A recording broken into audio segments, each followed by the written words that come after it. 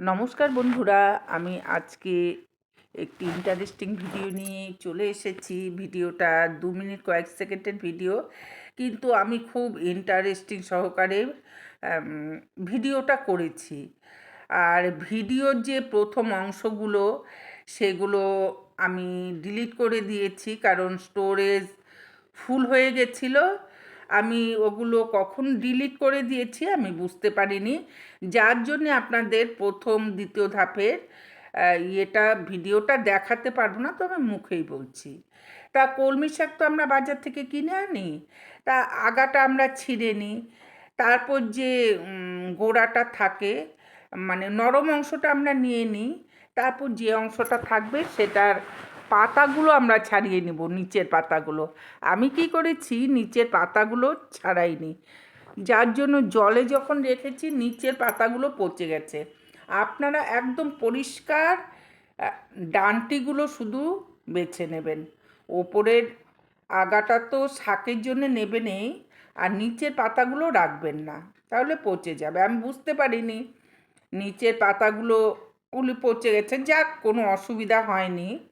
তা এভাবে একটা বোতল কেটেছি, পেপসির বোতল, স্প্রাইটের বোতল, যাই হোক, পেপসি, স্প্রাইট, থামস আপ বোতল কেটে বোতলের উপরের অংশটা আমি ফেলে দিয়েছি, আর নিচের অংশটুকুতে আমি এই যে যে ইয়েগুলো ছিল, ডান্টিগুলো শাকের, সেগুলো এখানে বসিয়ে দিয়েছি। তারপর জল দিয়ে ভরে রেখেছি।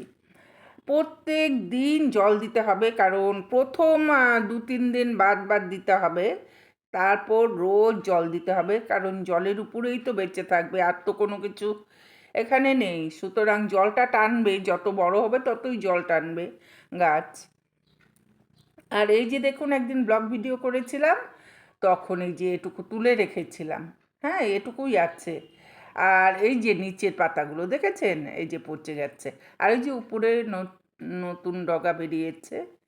ওই নিচের পাতাগুলো রাখবেন না, পরিষ্কার ডান্টি আপনারা জলের মধ্যে শুধু বসিয়ে রাখবেন।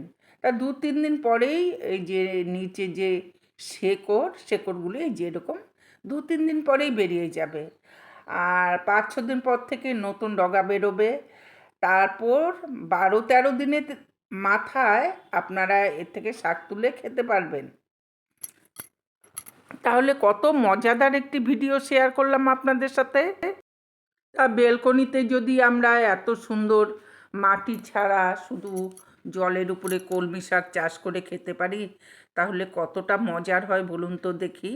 তা আপনারাও কিন্তু এখন থেকে তাই করবেন, 3-4টা বোতলে এরকম চাষ করবেন, টাটকা টাটকা শাক খেতে পারবেন। দেখা হবে আপনাদের সাথে পরবর্তী অন্য কোনো ভিডিওতে।